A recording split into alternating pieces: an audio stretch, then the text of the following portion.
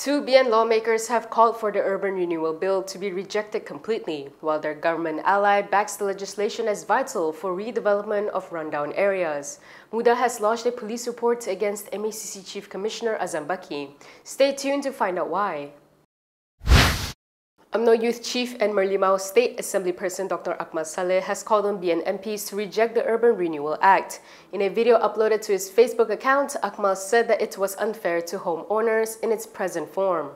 Antara perkara yang kita tak boleh terima adalah untuk menurunkan ambang persetujuan. Kalau dulu nak bangunkan satu kawasan bandar, dia mesti dapatkan 100% persetujuan. Tapi kali ni nak turun kepada 80% dan juga 75%. Maksudnya, rumah kita, tanah kita adalah milik majoriti, bukan milik kita. Dan ini sangat-sangat bertentang dalam perlembagaan. Kenapa? Kerana setiap manusia ataupun setiap rakyat Malaysia dalam negara ini mestilah dilindungi. Ada hak yang dilindungi oleh perlembagaan. Dan saya mohon kepada semua ahli parlimen Barisan Nasional, tolong sangat-sangat kita tolak dulu rang undang-undang ini dan kita tambah baik, barulah kita bentangkan semula. Meanwhile, MCA President and Ayer Hitam MP Siong said that he and Tanjung Piai MP Jack-Sang are unable to support the bill. Said the bill remains incomplete and fails to convincingly ensure that the people's interests are fully protected. He added that amendments to the bill are necessary to address the public's concerns.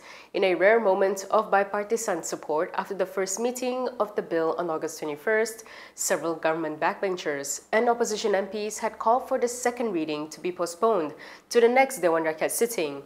Under the proposed bill, the Housing and Local Government Ministry has recommended a tiered consent threshold based on the condition and age of the building.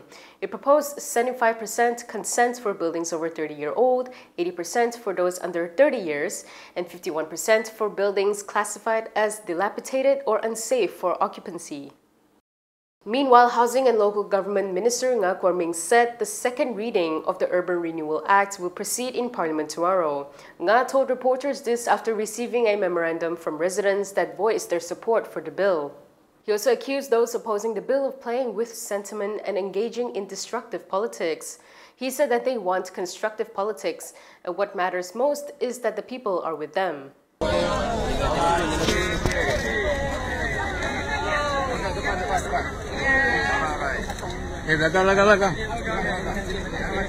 Earlier, around 50 people had gathered outside the Parliament building to hand over a memorandum in support of the bill.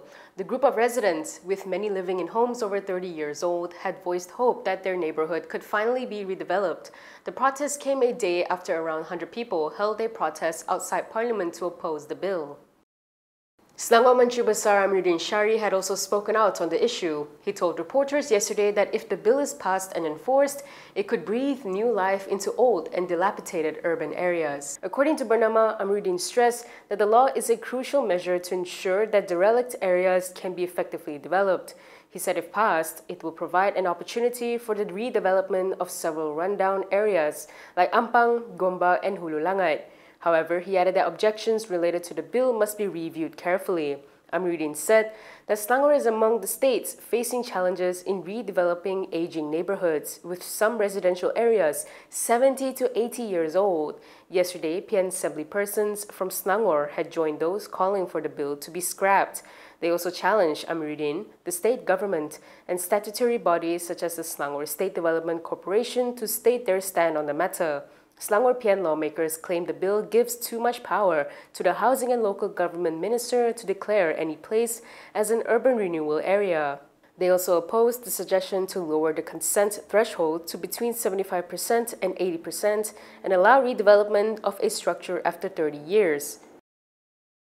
From now on, you can also listen to KiniNews on Spotify and Apple Podcasts. Scan the QR code on the screen to follow us. Muda has lodged a police report against MACC Chief Commissioner Azam Baki. This is over claims that the Sabah corruption whistleblower Albert Tei was previously warned by MACC officers not to go public with the information. Muda Acting President Amira Aisya Abdul Aziz said she filed the report after observing that Azam as MACC Chief had failed to act on the matter. Saya telah membaca satu artikel di mana artikel ini telah dilaporkan pada bulan 7 di mana saudara Albert Tei ataupun Datuk Albert Tei telah melaporkan bahawa pada Oktober 2024 beliau sebenarnya ingin membuat satu laporan berkenaan dengan skandal pelombongan di Sabah, tetapi pada waktu itu beliau telah pun diugut oleh seorang pegawai tertinggi SPRM untuk tidak bersuara. Bagi saya ini adalah satu tindakan yang tidak boleh diterima sama sekali dan satu tindakan yang bukan sahaja satu tindakan yang salah tetapi satu pengkhianatan kepada institusi SPRM. Amira added that it was deeply unfortunate that an institution which should prevent corruption has remained silent and accused them of appearing to favor certain groups. On July 23rd, Tei's lawyer, Mahajot Singh, said his client was willing to identify the MACC officer who allegedly warned him against exposing the Sabah mining scandal if Tei were to receive whistleblower protection first. In a statement to Malaysia Kini, Mahajot revealed the warning came from a high-ranking individual. Umno Information Chief Azalina Othman Said had a message for the party's members today. She told members and leaders who are unhappy with any issue to bring it up through party channels, including lodging reports with the disciplinary board. According to Bernama, Azalina said Umno has long established systems to handle disciplinary matters since its formation in 1946. She said if anyone is dissatisfied, they can report to the disciplinary board. She added that Umno is a party with traditions and issues are resolved through discussions. Azalina had said this when asked about the spat between Umno Youth Chief Dr Akmal Saleh and Supreme Council member Luqman Noradam. Akmal had reportedly challenged Luqman to take him to court or confront him directly following claims that he was lobbying for Hishamuddin Hussein to be made Prime Minister. Meanwhile, when asked about Kapar Umno Youth urging the disciplinary board to act against Luqman for allegedly breaching party ethics, Azalina said the matter could be raised through party discussions. Azalina said Umno practices democracy and criticism, disagreement, or support are all part of this. She added that if the issue is serious, it can be brought to the Supreme Council meeting. If you like the stories we produce, consider supporting us by subscribing to Malaysia Kini. Click the link in the description below or scan the QR code on your screen to subscribe. Bukit Aman has taken over the probe into the death of University Technology Malaysia student Shamsul Haris Shamsuddin. Shamsul had died after sustaining injuries during a reserve officer training at a Johor Army camp. Bukit Aman's move came following the order by the Shah Alam High Court for the exhumation of Shamsul's body to allow for a second post-mortem. In a statement last night, Bukit Aman CID Director M. Kumar said that police are giving a full commitment to abide by the order. He added that for the purpose of coordinating actions, the case investigation will be taken over fully by the Bukit Aman Criminal Investigation Department's Classified Investigations Unit. Shamsul died at the Kota Tinggi Hospital in Johor on July 28th. His family grew suspicious when his mother, Ummu Haiman B. Daulatgun, noticed injury marks on his body. She believed his death was caused by individuals involving in the training. Yesterday, the Shah Alam High Court allowed Ummu's application to have her eldest son's body exhumed and for a second post-mortem to be conducted. Yesterday, Dewan Rakyat Speaker Johari Abdul rejected the opposition's motion to refer Prime Minister Anwar Ibrahim to the Parliamentary Rights and Privileges Committee. Perikatan National Chief Whip Taqiyuddin Hassan submitted the motion to refer Anwar to the committee on July 24th.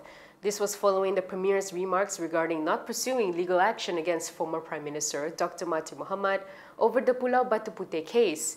We carried out a poll to find out what the public thought about the matter. Here are the results. 34% of voters thought that the Prime Minister's decision was justified.